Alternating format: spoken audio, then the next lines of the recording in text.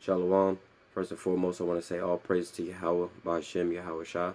Double honors to the apostles and elders, a great millstone to rule well. And salutations to you brothers that's pushing this truth and sincerity on the four corners of the earth.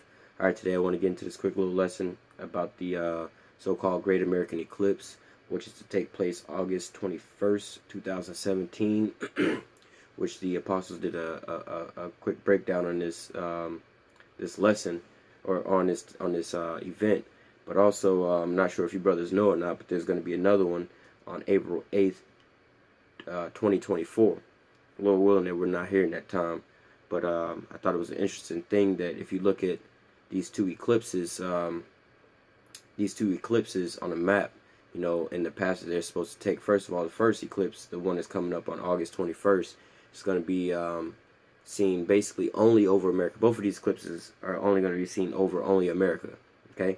The first one is going to come and it's going to cut straight across, you know, the Americas. You know, basically on the screen it's going to come from this side and it's going to go back down to this side all over America, where all of America is going to be darkened. Okay. The second eclipse is going to start from, let's say, here, and it's going to come down this way across America. Again, it's going to be the same thing. All of America is going to be darkened, and only America is going to see it. But if you was to look at this on a map and map out the paths of the two eclipses, and you was to overlay them on top of each other, you would get a big X, you know, pretty much here in the middle of America, you know. And I thought that was quite spiritual, that X would mark the spot. You know, and the scripture says, get ye into darkness, you know. Which I should have probably brought that scripture out as well. But, you know, you brothers know it says, get ye into darkness. Sit ye in the darkness. And it's talking about Babylon, okay. I wanted to get into these quick couple scriptures about, you know, the signs in the heavens and things like this going on. So first, I'm going to start off in Acts. This is Acts 2 and verse 20. It says, the sun shall be turned into darkness, and the moon into blood before the great and notable day of the Lord. Of the great and notable day of the Lord come. Okay. Okay, so it's basically talking about the sun being darkened, and then like basically a blood moon. It's talking about eclipses here. These are the signs that the Lord has given us, you know. He said that you could discern, like, basically the weather by looking at the clouds. Like, oh, it looks about like it's going to rain outside, you know. But you can't discern it, and you could discern the seasons that they are, you know. Okay, well, the trees are starting to blossom. Maybe it's this time of the year, that time of the year, you know. Also the same with these signs. The Lord gave us these signs, you know, Matthew 24, they ask, you know, when is the end of the world, basically. And he gives them a bunch of signs and stuff. And also in that verse, we can get to that. We can get to that because it also goes into this as well. But this is Luke 21 and 25. This says, and there shall be signs. This is basically the precept to that in Matthew 24. But it says, and there shall be signs in the sun, and in the moon, and in the stars, and upon the earth the stress of nations, perplexity, and the sea and the waves roaring. Okay.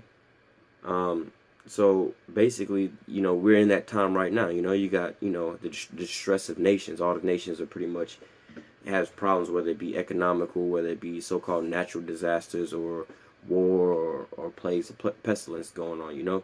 But the point was talking about the sun, the signs and the stars, the suns and the moon. Okay. Okay. And the last scripture I want to jump into is be here in Joel. It's going to be Joel chapter 2 verse 31. It says, the sun shall be turned into darkness, okay, and the moon into blood before the great and terrible day of the Lord to come. Okay, so it's telling you what's going to happen. The sign is going to happen. It says, you know, the sun's going to be turned into darkness and the moon into blood, you know. It's not necessarily talking about the moon is going to turn into blood, but they have a saying here in America. They call one of the types of eclipses that you can have is basically it'll give you a blood moon. You know, you'll have a blackout on the sun. Basically, I believe that one is like where the I'm not sure, you know, the placement of the moon or the sun or however they call it, but one of them, you know, you can see a black sun, and then the other one you'll see pretty much like a blood moon, you know. And so this is what they're talking about. The moon shall be turned into blood, and the sun shall be turned to darkness. These are the signs that they're giving us. The signs for what? What is to come? It says before the great and terrible day of the Lord, you know, to come, the day of the Lord, you know, judgment day or salvation day, you know. So these are just the quick little signs and stuff like that that the scriptures speak about concerning these eclipses.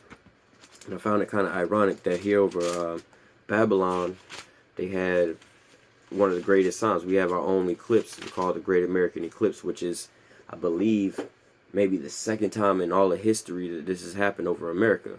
Just like this type of eclipse. You know, we've had other, notable signs and eclipses, certain types of eclipses that happen on certain high holy days where it corresponded with major events in history, according to the scriptures and Israel, This is, let me see.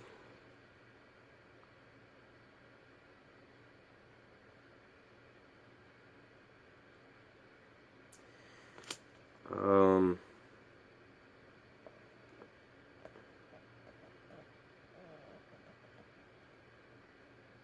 I think it's in verse. Hang on, just lock it, brothers.